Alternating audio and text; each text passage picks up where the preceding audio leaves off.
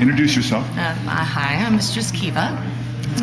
And what do you do? I am a dominatrix. I tie people up and spank them, and that's kind of what I do. Okay, so for someone that may not be quite, aware of how that all works, maybe you could just go into a little detail. To me, not to get too philosophical, but I call it shadow work. I studied some Carl Jung, and to me it's about energy balance and whatever your fear, your insecurity, trauma, pain, whatever your shtick is, that these emotional traumas that we have, instead of hiding from it and letting it affect you subconsciously in ways that you might not recognize, you face it, throw it out on the floor, and have fun with it. So it's also about people that have certain types of fetishes. Something as simple as a foot fetish.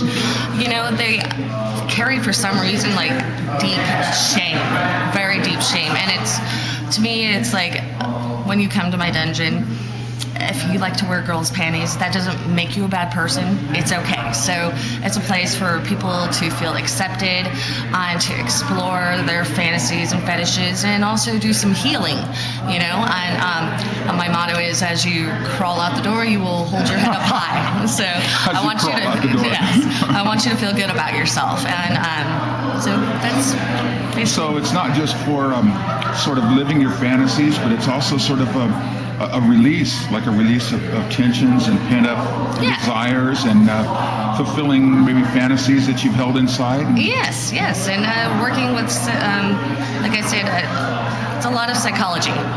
So. Well, how do you know? Now, do you do this with men, women, both? Both.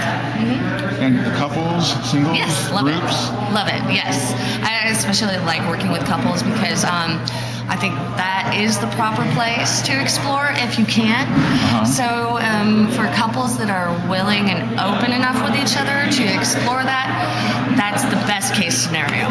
Especially because then, since I do it professionally, I don't really incorporate sex.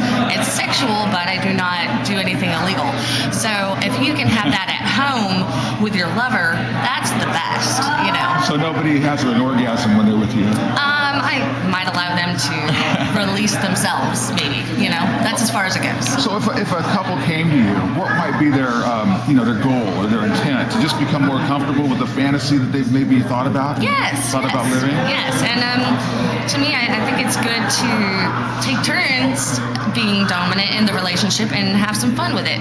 So, even I think it should be a give and a take, I think definitely every woman needs to explore her dominant side, and I think that every man needs to explore their submissive side. Okay. And, if you're in a romantic relationship and a commitment, you should not be afraid of exploring that together, and I think it will create a lot of balance and a stability in the relationship that's, can hopefully keep you together for years. And what do you usually wear? What sort of outfits? I love latex and corsets and yeah. Well, can we get a look at you? Look at you? Look at me? Yeah. Would you stand up? Normally in an interview this wouldn't happen, but with this type of an interview, maybe you can open your coat. Oh, okay.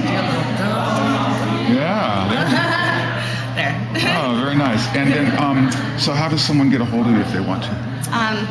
They go to fetishkiva.com, and my phone number is on there, and call or email, and I prefer talking via telephone, though. I like to hear your voice, want to hear your voice, and Fetishwhat.com? Fetish Kiva, Kiva. So you're Kiva, and it's fetishkiva.com is your website. Yes. And people can get a hold of you there? Yes, certainly. Well, thank you very much. Anything you want to say as a parting shot?